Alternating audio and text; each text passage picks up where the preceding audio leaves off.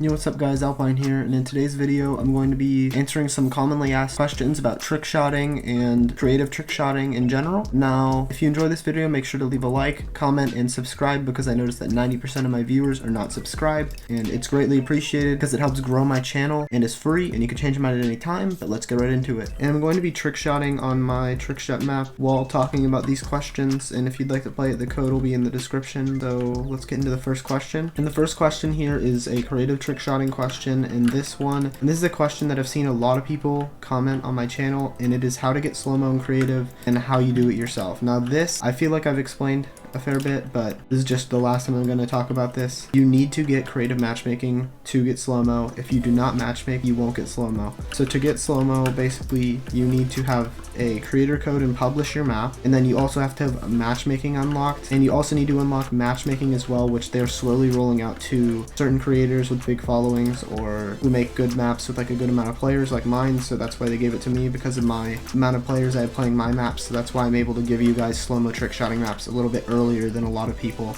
So to basically just break it down, matchmaking is what you need for slow-mo. It's not out yet for everybody, but it'll be out for everyone with supported creator codes soon. The next question we have is by Gamiac Hits, and he said, why is keyboard and mouse so much better than controller at trickshots? Now this is more of just an opinion thing. I personally do think keyboard and mouse is better for trickshotting, and my main reason for that is that I think it's a lot easier to get out the weapons that you need in the time that you are in the air, and also setting up shots, it seems a lot easier for me. But one of the main reasons I think it's easier is because of the fluidity of shots. It seems a lot easier to me to just kind of switch to your pickaxe and like all your different weapons while you're on PC, but you can be pretty good at that stuff on controller as well. It really just depends on how much you like kind of practice it. I personally prefer keyboard and mouse, and a lot of other players do for that reason, I'm assuming, but it really just depends on the person. From Fried Clan Fortnite, we have how to get AI lobbies if you do not have a Switch or mobile device. Now there are a couple ways to get AIs, but these are the main ones that I know. So obviously you can have a brand new account on mobile or Nintendo Switch, but this also works for PS4, Xbox, and PC. On any platform, you just need to have an account that is a base level of 0 and just queue it up in your party with you, and you should be queuing into AI lobbies when you do that. And there are issues every once in a while with getting into fully AI lobbies, and occasionally you may encounter issues with this, but it should be pretty simple and should work with most every platform. Next question we have is from Adium Haha, and it's all ways to get slow-mo in AI lobbies. So there's only one way to get slow-mo in AI lobbies. That is by having a teammate reboot you, and then when you hit a trick shot you should get slow-mo, because otherwise you will not get slow-mo unless you get lucky, because Fortnite sometimes does give you slow-mo. If you all queue up and no one reboots, it just randomly will give one of you slow-mo sometimes, but that's like the most unlucky thing you could try. And if you want a surefire way of getting slow-mo, I'd just recommend doing that. And keep in mind, if your rebooter dies, you will no longer get slow-mo in that round unless they get rebooted themselves and then they reboot you afterwards. Next from Tex, we have how do you reduce bloom? Now this is always a hard subject to talk about because there's a lot of different tricks that people say work and don't, but I'll tell you guys some of my main tricks. In the middle of my screen, I have a piece of tape with a Sharpie marker dot on it. So basically you put the tape over your monitor, and then you put the little Sharpie dot right on the middle of your screen when you have like your pickaxe out or something, so you know where the middle of your screen is, and that just makes it a little easier to know where you're aiming when you are at last going for that trick shot. And two of the others are, when you are in midair, make sure you don't click W, A, S, or D,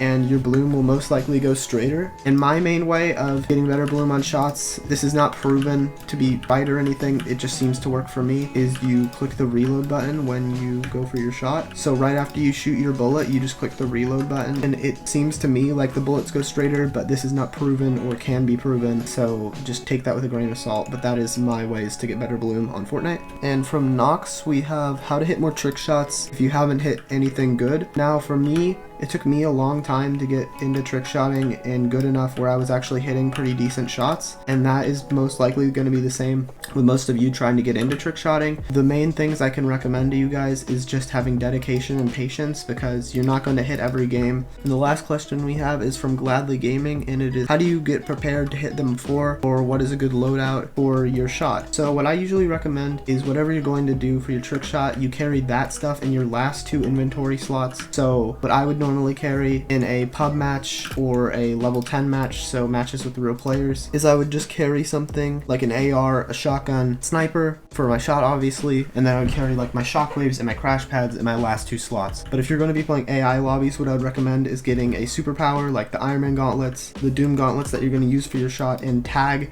and kill players with those, so you could carry as many items as you need for your trick shot as possible, like your sniper, shockwaves, boogie bombs, stink bombs, all that stuff, whatever's in the game, whatever you need use for your shot. You can carry as much of it as possible and still get the kills. That's what I would recommend personally for AI lobbies, because in normal lobbies you do need those other guns to get more kills and stay alive longer. So that's going to be it for this video. I hope you guys enjoyed. Make sure to leave a like and subscribe if you enjoyed, and I'll see you guys in the next one. Bye.